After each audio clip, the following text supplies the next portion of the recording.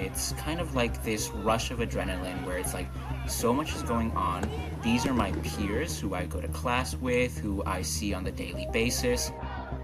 Upon my arrival to the scene, I saw a student I'm familiar with, I know, handcuffed in zip tie handcuffs, just sitting on the ground. I was like, okay, I have to take the videos, but I also have to find a way not to be arrested. There were injuries for both police and protesters. One woman, had the police ripped off her hijab. Getting arrested was maybe not something I expected to happen in my time writing for the paper here.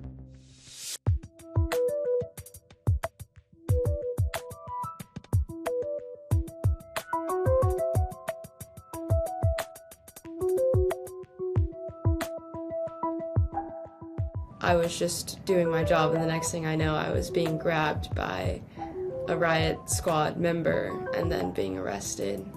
Yeah, we were both charged with criminal trespassing, and one of the conditions of our bail is that we can't walk across the campus quad.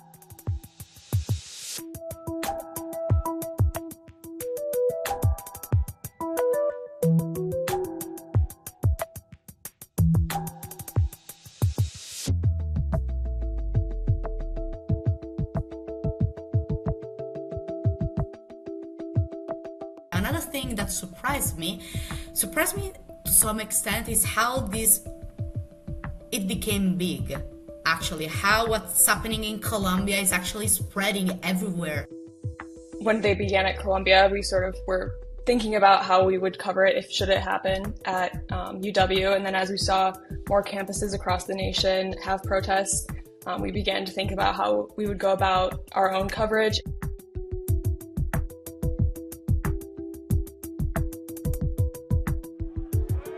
They were all in riot gear, so they had batons, they had visors, they were moving in on the protesters slowly, step by step, kind of picking people off of the crowd.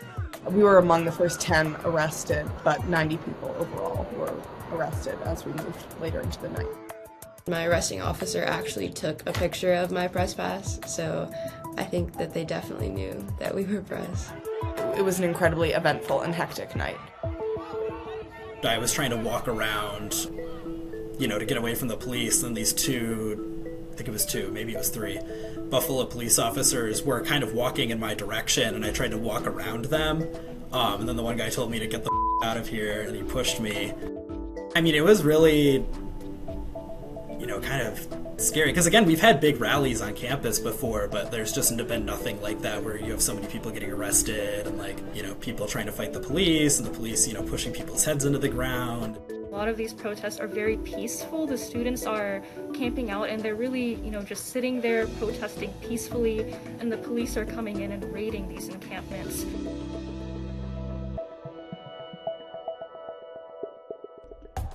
I'm proud of us because we're basically the only press on campus, because the press was not allowed at that time. So we are the only ones who could actually see what was happening from the inside. And even in that case, we were pretty limited. So being a student for sure helped me to build trust, also to find some information that probably mainstream media wouldn't have found. Just how staff has stepped up. It's the final week of classes and everyone has a lot of assignments that are due and they're missing class or putting off doing assignments because they see doing this coverage is important.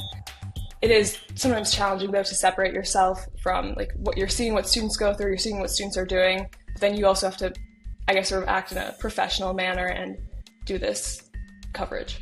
We're not the scary people with the big TV cameras. We're, the people who are in your classes and, the people if you're a student organizer. So it was really important for the team to document everything very thoroughly for accountability purposes, so we can hold the university accountable. We can show people what went down at this protest. I feel so fortunate to be part of student media right now. So many times you're a student journalist, and I'm sometimes like, I don't know how many people are actually reading this article, but to know people are actually reading it locally and also nationally is really, it's something I'm really proud of, and I'm really proud of the work we're doing.